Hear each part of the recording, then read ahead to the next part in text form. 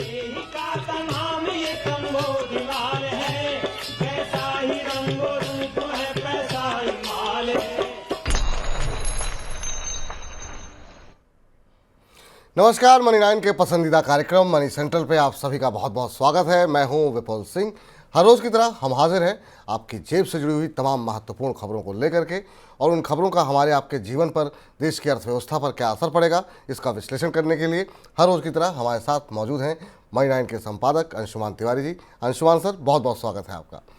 तो आज के कार्यक्रम की शुरुआत करें उससे पहले जरा फटाफट ये जान लेते हैं कि आज किन महत्वपूर्ण बिंदुओं पर, किन महत्वपूर्ण खबरों का हम विस्तार पूर्वक विश्लेषण करेंगे। उस पर सबसे पहले बात करेंगे आलू आयात की आ रही है नौबत। जी हाँ, आलू की महंगाई, आलू को लेकर के क्या कुछ चल रहा है, इस पर डिटेल में करेंगे बातचीत। जीवन बीमा प्रोडक्ट्स की बदल रही हैं शर्तें, क्या कुछ वो शर्तें हैं बताएंगे आपको डिटेल में। क्या कर्ज से उभरने लगा है एनएचएआई की वित्तीय स्थिति के बारे में हम समय समय पर आपको मनी सेंट्रल में बहुत डिटेल में बातचीत कर चुके हैं।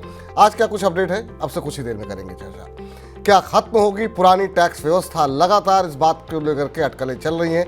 आज की अपडेट क्या है और उसका असर क्या होगा, इस पर भी करेंगे विस्तार से बातचीत। क्या बजट से संतुष्ट नहीं है एफआईआईज, ऐसा हम क्यों कह रहे हैं जानेंगे थोड़ी देर में। और बैंकों को लेकर के वित्त मंत्री की चिंता क्या है, इस पर भी करेंगे डिटेल में बातचीत। लेकिन इन सब के पीछे मानसून सीजन लगभग आधा खत्म हो गया है, और अब तक बीते मानसून सीजन के दौरान देश भर में औसत के मुकाबले अधिक बरसात हुई है। लेकिन बरसात की अधिकता मध्य और दक्षिण भारत में ही ज़्यादा है।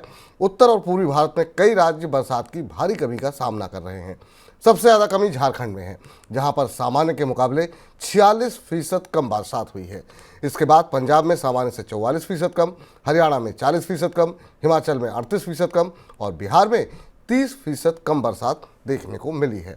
सर, उत्तर भारत में बरसात की कमी क्या कुछ इंडिकेट कर रही है और क्या संकेत मिल रहे हैं वहाँ से? विपुल, मैं मानसून का चार्ट अपने सामने देख रहा हूं। 21 जून से लेकर 25 जुलाई के बीच में ये दूसरा हिस्सा है 3 दिनों का, जब हमें पूरे भारत में मानसून की बारिश सामान्य से ज़्यादा दिखाई दे रही है। और इसलिए मानसून के सामान्य होने की जितनी भी गणनाएं हैं ना, वो उनको लेकर नए सिरे से विचार करने की ज़रूरत है। 21 जून से लेकर 5 जुलाई तक मानसून पूरे भारत में बारिश सामान्य से कम थी, डिफिशिएंट थी। 6 जुलाई से 9 जुलाई का एक स्पेल आया था जिसमें बारिश सामान्य से ज़्यादा थी, यानी हरे में थी। उसका फिर 10 जुलाई से 22 जुलाई तक पूरे भारत में औसतन जो बारिश हुई, क्षेत्रों में कहीं ज़्यादा हुई, बाढ़ आई, लेकिन बाकी जगह पूरे भारत में बारिश कम रही। और अब 23, 24, 25 जुलाई का जो समय आया है, उसमें हमने बारिश में थोड़ी रिकवरी देखी है। और इससे अगर आप पूरे मानसून का परिदृश्य देखें तो भारत भर में मानसून डिफिशिएंट है। लेकिन जैसा भारतीय मानसून का स्वभाव है कि कुछ हिस्सों में बाढ़ की स्थिति है, लानिना सक्रिय है, पर जो प्रमुख कृषि उत्पादक राज्य हैं पूर्वी भारत के और उत्तर पश्चिम के, वहाँ अभी भी रेनफॉल डिफिशिएंट है। झारखंड, पंजाब, हरियाणा, इसके अलावा अगर नॉर्थ ईस्ट के राज्यों को देख लें तो मणिपुर, यहाँ 40% तक बारिश में कमी दिखाई दे रही है। इसलिए हम बार बार कह रहे हैं कि खरीफ के आकलन को लेकर अभी बाजार इस बात की प्रतीक्षा करेगा कि अंततः मानसून कहाँ जाकर रुकता है, और इन प्रमुख खरीफ की बुवाई वाले राज्यों में वस्तुतः कितनी बारिश होती है। हालांकि खरीफ की बुवाई पटरी पर है, ऐसे संकेत मिले हैं, नए आंकड़े आने वाले हैं। जी, इस बीच आलू की महंगाई पर लगाम लगाने के लिए सरकार भूटान से आलू आयात की अनुमति दे सकती है। इस साल देश में आलू की उपज पिछले साल के मुकाबले कम होने का अनुमान है, जिस वजह से सप्लाई पर असर पड़ सकता है। ऐसे में महंगाई ज़्यादा ना बढ़े, इसके लिए भूटान से आलू का आयात हो सकता है। देश में इस साल आलू के उत्पादन में करीब 12 लाख टन की कमी का अनुमान है। पिछले साल देश में 6 करोड़ टन से ज़्यादा आलू का उत्पादन हुआ था, और इस साल 5.89 करोड़ टन उत्पादन का अनुमान जताया जा रहा है। सर, आलू इंपोर्ट की नौबत वाकई में चौंकाने वाली है, और ऐसा हो क्यों रहा है? बेचौंकाने वाली खबर है कि भारत को आलू का भी आयात करना पड़ रहा है, और दूसरी चीज भूटान से करना पड़ रहा है। कुछ हद तक विपुल जी आपको लगेगा भूटान छोटा सा देश है, कितना आलू का उत्पादन करता होगा भारत की मांग और जरूरत के हिसाब से। तो कहीं ना कहीं एक किस्म का एक सांकेतिक बाजार को के लिए एक सांकेतिक विषय है कि सरकार आलू का इंपोर्ट भी कर सकती है कीमतें बढ़ने के कारण। आलू की कीमतें रिकॉर्ड लेवल पर है क्योंकि पिछले साल के मुकाबले फसल कम है। वेस्ट बंगाल और उत्तर प्रदेश में आलू की फसल को नुकसान भी हुआ था, और इसलिए सरकार की कोशिश है कि बाजार में जो कीमतें बढ़ती दिख रही हैं उन्हें रोकने के लिए कुछ थोड़े बहुत संकेत भेजे जाएं। कितना आलू आ पाएगा भूटान से और वो देश के बाजारों में कैसे पहुंचेगा, ये थोड़ा मुश्किल है। एक तो पेरिशेबल प्रोडक्ट है। सब्जियों की महंगाई वास्तव में भारत के खाद्य इन्फ्लेशन की सबसे बड़ी चुनौती इस समय बनी हुई है। तो सरकार के जो वश में है वो उसको करने की कोशिश कर रही है, लेकिन जब तक नई फसलें बाजार में नहीं आती तब तक सब्जियों की महंगाई में कोई बड़ी रियायत मिलने की उम्मीद तो नहीं दिखती। जी, इस बीच बीमा रेगुलेटर IRDAI की तरफ से सरेंडर वैल्यू को लेकर के नियमों में बदलाव के बाद निजी बीमा कंपनियों ने अपने प्रोडक्ट्स बदलाव करने शुरू कर दिए हैं। सरेंडर वैल्यू को लेकर के नए नियम से बीमा कंपनियों के मार्जिन पर असर पड़ने की संभावना है। ऐसे में कंपनियों ने प्रोडक्ट्स में बदलाव शुरू किया है ताकि मार्जिन्स को बचाया जा सके। IRDAI ने जीवन बीमा कंपनियों को निर्देश दिया है कि पॉलिसी सरेंडर वैल्यू का नियम पहले साल से ही लागू कर दें। सर, कंपनियां अपने प्रोडक्ट्स में किस तरह के चेंजेस लेकर के आ रही हैं? कई सारे कॉम्प्लेक्स चेंजेस हैं, क्योंकि सरेंडर वैल्यू के नियम बदल दिए गए हैं। आपको याद होगा कि पहले सरेंडर करने पर पहले साल दूसरे साल सरेंडर करने पर बीमा धारकों को बेहद कम राशि मिलती थी, पर अब उन्हें एक निर्धारित राशि देनी पड़ेगी। इसलिए कंपनियां अपने जो डिस्ट्रीब्यूशन पे आउट्स हैं, जो एजेंट्स को दिए जाने वाले पैसे हैं या जो भुगतान किया जाता है, उन्हें बदल रही हैं और मार्जिन्स की व्यवस्था में चेंज कर रही हैं। ICICI प्रूडेंशियल लाइफ ने ट्रेल बेस्ड कमीशन की व्यवस्था लाने की बात कही है। SBI लाइफ फिलहाल करंट कमीशन स्ट्रक्चर बना के रखना चाहता है, लेकिन भविष्य में पॉलिसी चलने के आधार पर कमीशन की प्रक्रिया तय की जाएगी और इससे आने वाले समय में जो एजेंट्स को मिलने वाले लाभ हैं उनका पूरा गणित या उनका पूरा स्ट्रक्चर बदल सकता है। दूसरा ये कि ऐसा भी लग रहा है कि कंपनियां फर्स्ट ईयर की सिलेंडर वैल्यू को कैलकुलेट करने के लिए भी एक नया फार्मूला अपनाएंगी, जिसमें कि वो सरकार के जो बॉन्ड्स हैं उनकी यील्ड को आधार बनाएंगी। जी, इस बीच रिसर्च एजेंसी कांतार का कहना है कि ग्रामीण क्षेत्रों में बीते 2 दशक के दौरान FMCG प्रोडक्ट्स की मांग बढ़ने की बड़ी वजह जनसंख्या की बढ़ोतरी है, ना कि खपत बढ़ना। कांतार की रिपोर्ट के मुताबिक 2004 से 2023 के दौरान ग्रामीण क्षेत्रों में मांग सालाना आधार पर 3.4% बढ़ी है, जबकि इस दौरान शहरी क्षेत्रों में ये ग्रोथ 2.8% दर्ज की गई है। कांतार की रिपोर्ट के मुताबिक 2004 में ग्रामीण इलाकों में प्रति व्यक्ति मासिक खपत के लिए 579 रुपये खर्च होते थे और 2023 में ये आंकड़ा बढ़ करके 3373 रुपये अब पहुंच चुका है। सर, कांतार की रिपोर्ट को अगर समझने की कोशिश की जाए तो इससे क्या मायने निकालते हैं?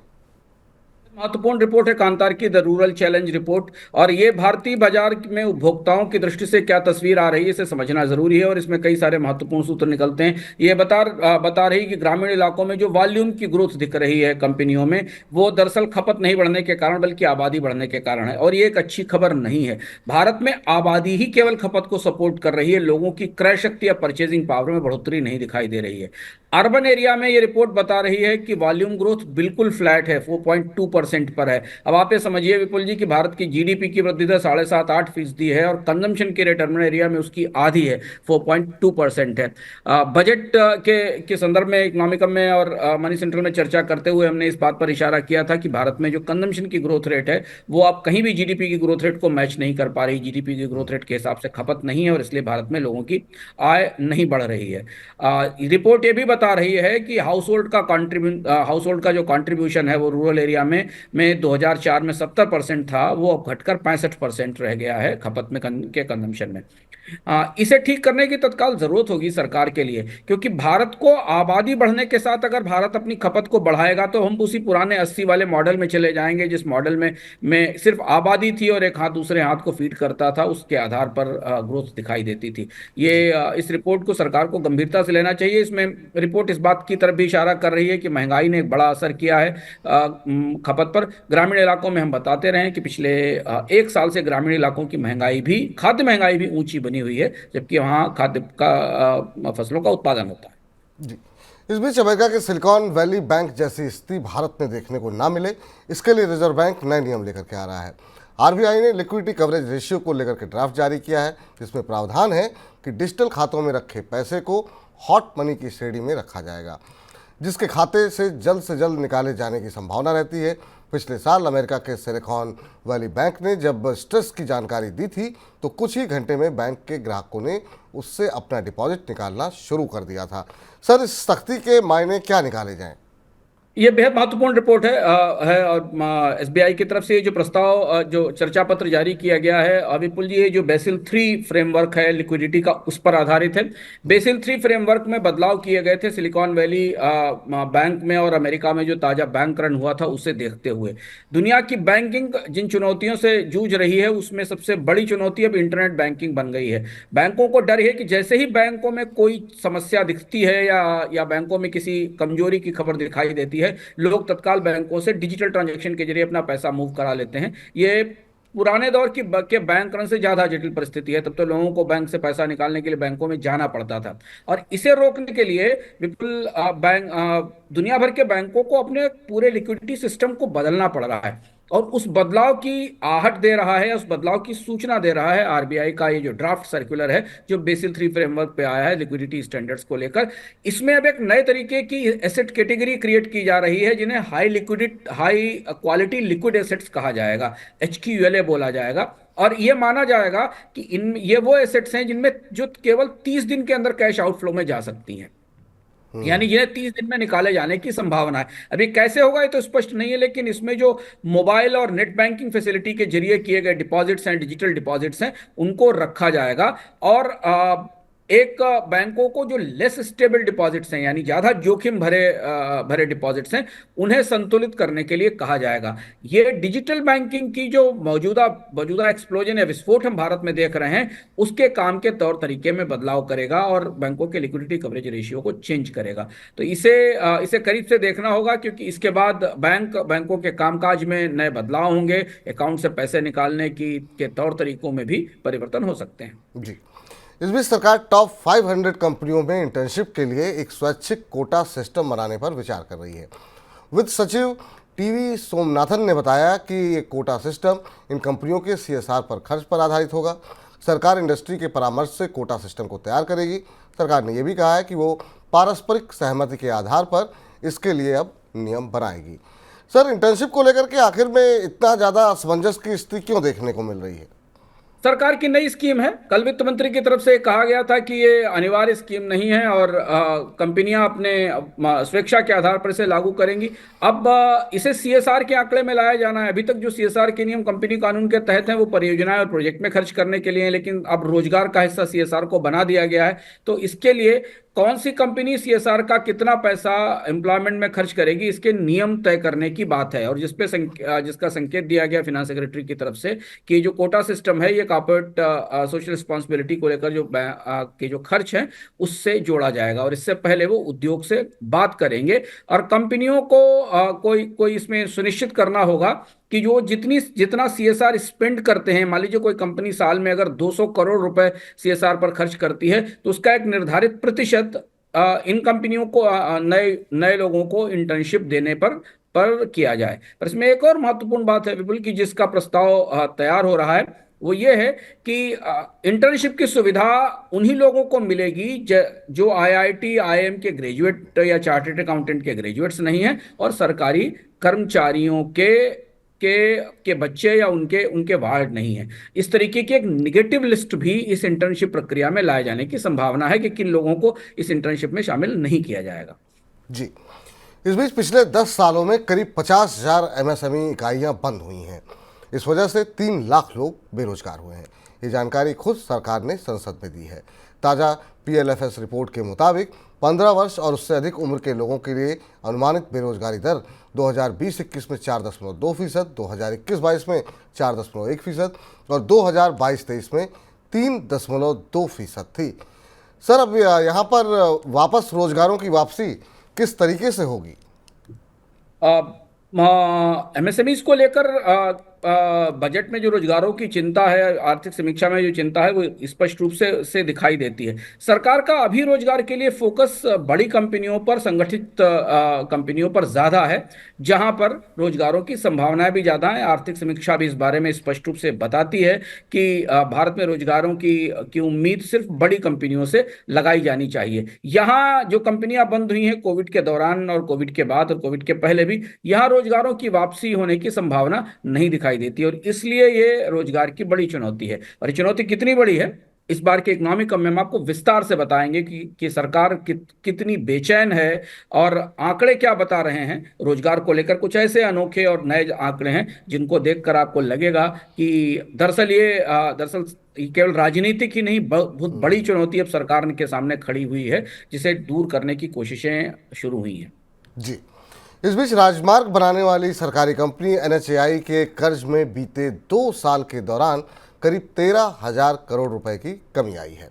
सरकार की तरफ से संसद में दी गई जानकारी के मुताबिक वित्त वर्ष 2021-22 के दौरान एनएचएआई का कर्ज 3.48 लाख करोड़ रुपए की रिकॉर्ड ऊंचाई पर था, लेकिन वित्त वर्ष 2023-24 के दौरान ये घट करके 3.35 लाख करोड़ रुपए पर आ गया है। सरकार ने बताया कि पिछले साल और इस साल जुलाई तक एनएचएआई ने बैंकों का करीब 15,700 करोड़ रुपए अवधि से पहले ही चुका दिया है।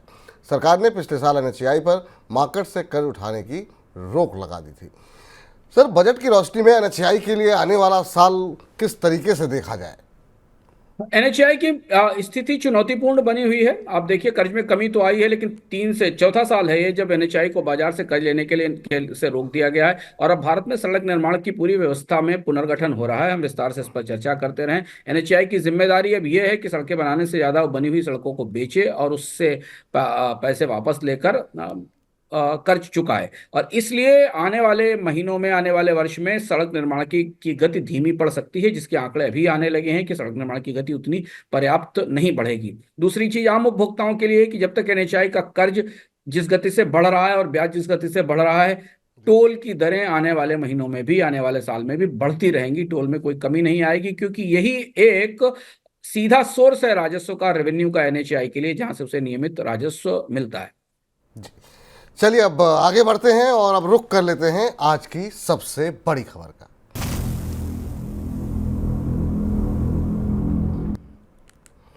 सरकार की तरफ से इनकम टैक्स की पुरानी व्यवस्था को खत्म किए जाने के संकेत अब मिलने लगे हैं। सीबीडीटी के चेयरमैन से जब यह पूछा गया कि क्या सरकार पुरानी व्यवस्था को खत्म करने जा रही है, तो इसके जवाब में उन्होंने बताया कि ये इस पर निर्भर करता है कि टैक्सपेयर कितनी संख्या में नई टैक्स व्यवस्था को चुनते हैं। सरकार ने इस बार के बजट में पुरानी व्यवस्था के तहत टैक्स पर कोई छूट नहीं दी है, जबकि नई व्यवस्था के तहत कुछ छूट दी गई है। सर, बहुत पहले ही से ही हम लोग लगातार इस बात में बातचीत कर रहे हैं कि आपने भी संकेत दिए थे कि अब ऐसा हो सकता है, लेकिन क्या वाकई में मान लें कि अब ओल्ड टैक्स रिजीम खत्म होने की कगार पर पहुंच चुकी है? हाँ विपुल जी, हम लोगों ने बजट के दिन समीक्षा के दौरान, जब बजट की समीक्षा आई थी, तभी कहा था उस कार्यक्रम में कि सरकार जल्द ही इसकी एक अंतिम समय सीमा तय करेगी और शायद अगले साल तक वित्त विधेयक में इसके लिए एक सनसेट क्लॉज डाल दिया जाएगा पुरानी स्कीम को खत्म करने का। पर जिस वित्त मंत्रालय के अधिकारियों से बातचीत करके या उनके नजरिए से स्पष्ट है कि सरकार इस स्कीम को लंबे समय तक नहीं चलाना चाहती। सैद्धांतिक रूप से ये फैसला है कि बचतों को कोई सीधा प्रोत्साहन अब इनकम टैक्स के तहत नहीं दिया जाएगा, दरों को कम रखने की कोशिश की जाएगी, बेहद सीमित इंसेंटिव रहेंगे और इसलिए इस स्कीम की प्रासंगिकता खत्म होती चली जाएगी। दुविधा सरकार की इसमें सबसे बड़ी ये है क्योंकि इस स्कीम में बहुत सारे ऐसे लोग हैं जिन्होंने टीसी में इन्वेस्टमेंट कर रखा है, बचतें कर रखी हैं, जिन्होंने होम लोन ले रखे हैं और उन्हें होम लोन का ये फायदा मिल रहा है। लेकिन धीमे धीमे सरकार की पूरी कोशिश रहेगी कि लोग इससे बाहर निकलें, इसलिए अभी स्कीम डिफॉल्ट स्कीम बना दी गई है। 2 साल पहले तक क्या ऑप्शनल स्कीम थी, लेकिन अब अगर ज़्यादातर लोगों को इसके दायरे में लाने की बात की जा रही है तो बचत प्रोत्साहन वाला जो इनकम टैक्स का हिस्सा है ये खत्म हो सकता है। चूंकि सरकार ने यह भी कहा विपुल जी इस बार बजट के भाषण में कि वो आयकर कानून की समीक्षा कर रही है और एक नए आयकर कानून का मसौदा लाया जाएगा। ये भी बात काफ़ी समय से लंबित है, तो हम ये उम्मीद कर सकते हैं कि जब नया आयकर कानून का मसौदा आएगा तब तक तो ये स्कीम जारी रहेगी ही, उसके बाद फिर इसके भविष्य पर फैसला होगा। बिल्कुल। इस बीच बजट में long term capital gain tax में हुए बदलाव के बाद विदेशी संस्थागत निवेशकों के बीच शेयर बाजार को लेकर के रुख पूरी तरीके से बदल गया है। कैलेंडर वर्ष 2024 में पहली बार आक्रामक खरीदार बने एफआईज अब अचानक से बिकवाल बन गए हैं। 22 जुलाई तक एफआईज ने शुद्ध रूप से 25,108 करोड़ रुपए के शेयर खरीदे थे, लेकिन इसके बाद के 3 दिनों में 10,711 करोड़ रुपए के शेयर बेचे हैं। सर, क्या एफआईज बजट से संतुष्ट नहीं है क्या? हालांकि आज के नंबर थोड़ी देर में हमको स्पष्ट मिलेंगे। बाजार में आज फिर से बाजार रिकॉर्ड हाई के पास पहुंचता हुआ दिखाई दिया। आपको क्या लगता है कि या इस फैसले से विदेशी निवेशक थोड़े नाराज हो गए? विदेशी निवेशकों के लिए दो फैसले आए बजट में और दोनों फैसले एक दूसरे के परस्पर विरोधी थे। पहला फैसला सरकार की तरफ से संकेत दिया गया कि एफपीआई और एफडीआई के बीच का जो अंतर है उसे दूर करेगी और विदेशी निवेशकों को जो कि पूंजी निवेश के रास्ते भारत में आते हैं उन्हें भी कंपनियों में ज्यादा हिस्सेदारी लेने की छूट दी जाएगी, जो कि आमतौर पर प्रत्यक्ष विदेशी निवेश के तौर पर एफडीआई के तौर पर दी जाती है। तो यह खबर विदेशी निवेशकों को उत्साहित करने वाली होनी चाहिए थी, पर वैसा उत्साह हमने नहीं देखा क्योंकि कैपिटल गेन्स का बड़ा असर निवेशकों पर पड़ा है। और क्योंकि विदेशी निवेशक लॉन्ग टर्म इन्वेस्टर्स होते हैं, लंबे समय के लिए फंड्स लगाते हैं, चाहे वो हेज फंड्स हो चाहे वो कंट्री स्पेसिफिक फंड हो, तो इनको जो निवेश के अवसर हैं उनमें long term capital gains tax की बढ़ोतरी इनके ऊपर असर करेगी। और ये वजह थी कि विदेशी निवेशकों का सेंटिमेंट उतना चुस्त और उतना बेहतर नहीं दिखाई दिया। कुछ आप देख सकते हैं कि बाजार आमतौर पर बजट से बहुत बहुत संतुष्ट नहीं हुआ, मायूस सा दिखाई दिया। तो वो भी था, तो जब बाजार का सेंटिमेंट बहुत अच्छा नहीं था तो विदेशी निवेशकों का सेंटिमेंट तो इससे पहले से खराब है। इसको लेकर ये नजरिया दिखाई देता है। आर्थिक समीक्षा ने भी इस बात को इंडिकेट किया था कि विदेशी निवेशकों को कुछ और भी देना होगा जब तक अगर उन्हें भारत में रोकना है। तो ये जो प्रस्ताव चल रहा है कि एफपीआई और एफडीआई के बीच का अंतर फेमा के कानून में बदला जाएगा, ये उसी दिशा में होगा कि शायद विदेशी निवेशकों को लंबे समय तक भारतीय बाजार में और ज्यादा हिस्सेदारी लेने की छूट दी जाए। चल, इस बीच हालांकि शुक्रवार के कारोबारी सत्र में हमने देखा कि सेंसेक्स निफ्टी में काफ़ी अच्छी मजबूती रही, खासतौर से मिड कैप इंडेक्स में अच्छी बढ़त देखने को मिली और निफ्टी ने जो हाई बनाया वो था 24,861 का, यानी जितनी भी बढ़त खोई थी वो एक तरीके से वापस हासिल कर ली है। 428 अंकों की मजबूती सिर्फ निफ्टी के अंदर देखने को मिली। इस बीच बैंकों की धीमी जमा वृद्धि पर चिंता के बीच वित्त मंत्री निर्मला सीतारमण ने बैंकों से कहा कि वो जमा जुटाने और ऋण देने के अपने मुख्य व्यवसाय पर ध्यान दें। उन्होंने कहा कि बैंकों को जमा बढ़ाने के लिए नए रास्ते खोजने पर ध्यान देना चाहिए। आरबीआई के ताज़ा के आंकड़ों के मुताबिक सालाना आधार पर 28 जून तक बैंक जमा की वृद्धि दर 11.1% रही, जो कि ऋण वृद्धि के 17.4% से काफ़ी पीछे है। सर, फाइनेंस मिनिस्टर को अब क्या टेंशन दिखाई दे रही है? फिनांस मिनिस्टर को और कुछ स्पष्ट रूप से कहना चाहिए था। ये तो एक किस्म की विशफुल थिंकिंग या सुझाव था, क्योंकि सारी वास्तविकताएं तो वित्त मंत्री की मेज पर रखी हुई हैं। आरबीआई की तरफ से वो सारी जानकारियां सार्वजनिक भी हैं, पब्लिक को भी पता है कि भारतीय बैंकों का क्रेडिट डिपॉजिट रेशियो कितनी बुरी तरह बिगड़ चुका है। 17% की credit growth rate, deposit growth rate 11% की। एचडीएफसी जैसे बैंकों की स्थिति यह है कि उनका क्रेडिट और डिपॉजिट रेशियो इतनी बुरी तरह बिगड़ चुका है कि उनको अपने लोन घटाने पड़ रहे हैं और बेचना पड़ रहा है। ऐसी स्थिति में आप बैंकों से ये कह देना कि वो नए डिपॉजिट्स लेकर आ जाएं, वो लाएंगे कहां से? उम्मीद ये थी कि इस बार बजट में सरकार बैंक डिपॉजिट्स को प्रोत्साहित करने के लिए इनकम टैक्स में थोड़ी रियायतें देगी, जैसा बैंक्स मांग रहे थे कि अगर लंबे समय की एफडी बैंकों में की जाए तो उसे थोड़ा इनकम टैक्स में बेहतर प्रोत्साहन मिलेगा। पर वैसा कुछ दिखाई नहीं दिया। तो बैंकों के पास डिपॉजिट्स जुटाने की चुनौती बड़ी है। और आरबीआई गवर्नर भी पिछले दिनों में कह चुके हैं कि बैंकों के डिपॉजिट्स निकलकर स्टॉक मार्केट में और शेयर बाजार में पहुंच रहे हैं। तो तात्कालिक तौर पर कहना तो ठीक है, पर बैंक नए डिपॉजिट्स लेकर कहां से आएंगे, जबकि जब मौजूदा डिपॉजिट्स ही वो नहीं रोक पा रहे हैं जो बाहर निकल रहे हैं। जी, इस बीच खनिज संसाधनों पर टैक्स से जुड़े 35 साल पुराने विवाद का सुप्रीम कोर्ट के 9 न्यायाधीशों की संवैधानिक पीठ ने निपटारा कर दिया है। मुख्य न्यायाधीश डीवाई चंद्रचूड़ की अध्यक्षता वाली संविधान पीठ ने कहा कि खनिज संसाधनों पर टैक्स लगाने की विधायी शक्ति राज्यों के पास है। संविधान पीठ ने कहा कि एक की रॉयल्टी एक टैक्स नहीं है। इसके साथ ही संविधान पीठ ने 1979 में दिए गए 7 न्यायाधीशों की पीठ के फैसले को खारिज कर दिया। 1989 के फैसले में 7 न्यायाधीशों की पीठ ने कहा था कि रॉयल्टी एक टैक्स है और राज्य विधानसभाओं के पास खनिज संसाधनों पर टैक्स लगाने की शक्ति नहीं है। सर, अब इस फैसले का असर किस तरीके से देखने को मिल सकता है? ये बड़ा क्रांतिकारी और अगर कानून की भाषा में कहें तो लैंडमार्क जजमेंट है। जो जजमेंट भारत में रॉयल्टी लगाने को लेकर, खनिजों में रॉयल्टी लगाने को लेकर केंद्र और राज्य के रिश्तों को पूरी तरह बदल देगा। इसका जो पूर्वज जजमेंट था, जिस जजमेंट को पलट दिया सुप्रीम कोर्ट ने, उसमें मूलतः पूरी तरह से खनिज संसाधनों पर टैक्स लगाने का हक केंद्र सरकार के हाथ में पहुंच गया था। लेकिन जो नई व्यवस्था अब आई है सुप्रीम कोर्ट की, उसमें सुप्रीम कोर्ट ने 2-3 महत्वपूर्ण व्याख्याएं की हैं और 2-3 महत्वपूर्ण गाइडेंस दिए जो सिर्फ इसी क्षेत्र पर नहीं, बाकी क्षेत्रों पर भी प्रभावी होंगे। रॉयल्टी को अभी तक केंद्र सरकार टैक्स मानती थी और टैक्स लगाने, और चूंकि खनिज संसाधनों के लिए नीतियां बनाने का हक केंद्र सरकार को है, तो इसलिए केंद्र सरकार को टैक्स लगाने का अधिकार होता था। राज्य सरकारें इसके का लगातार विरोध करती रही हैं। वो कहती हैं कि रॉयल्टी उनको मिलनी चाहिए क्योंकि ये उनके अधिकार क्षेत्र के भीतर आने वाली माइंस हैं। सीजेआई की अदालत से, चीफ जस्टिस की अदालत से जो फैसला आया, उस फैसले में बड़ा स्पष्ट रूप से कह दिया गया कि रॉयल्टी माइनिंग लीज से आती है। कानूनी जी। तौर पर इसकी व्याख्या स्पष्ट हो गई है कि रॉयल्टी माइनिंग लीज से आती है, और रॉयल्टी के पेमेंट की जो व्यवस्था है, ये लीजी लेसर और लीजी के बीच में अनुबंध पर तय होती है, और लीज देने वाली संस्था या लीज देने वाली अथॉरिटी राज्य सरकार है।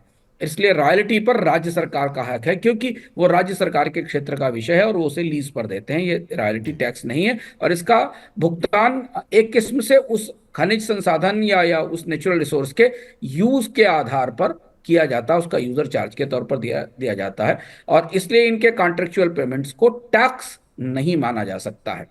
ठीक। इससे भारत में मिनरल टैक्सेशन का, मिनरल पर लगाए जाने वाले टैक्स और रॉयल्टी की पूरी व्यवस्था में बड़ा फेरबदल होगा विपुल जी। और वित्त आयोग आने वाला है, उसे भी शायद अब केंद्र सरकार और राज्य के बीच में जो टैक्स का और संसाधनों का बंटवारा है, उसमें इसको संज्ञान में लेना पड़ेगा, और शायद उस फार्मूले में भी कुछ बदलाव किए जाए। जी, चलिए कुछ और महत्वपूर्ण खबरों का रुख कर लेते हैं फटाफट झटपट में।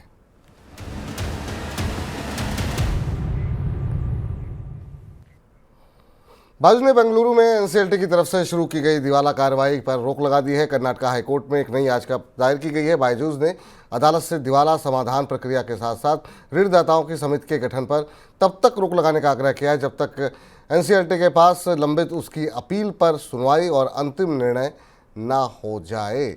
इसके अलावा आपको बता दें कि अगली महत्वपूर्ण खबरों पर भी नजर डाल लेते हैं।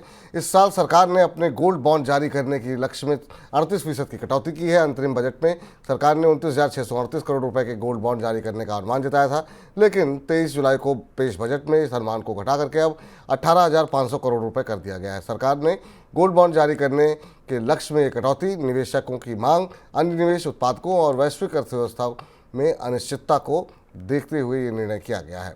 जून के दौरान अमेरिका की जीडीपी ग्रोथ अनुमान से बेहतर रहने का असर दुनिया भर के बाजारों पर पड़ा है। शेयर बाजारों में तेजी है और सोने की कीमतों में गिरावट आई है। विदेशी बाजार में सोने का भाव घट करके $2350 तक आ गया है। अमेरिकी डॉलर में तेजी आई है और भारतीय करेंसी रुपए पर दबाव देखने को मिल रहा है। जून तिमाही के दौरान अमेरिका की जीडीपी ग्रोथ 2.8% रही है, जबकि अनुमान 2% का था। सर, इन तमाम झटपट खबरों में कोई टिप्पणी आपकी किसी पर?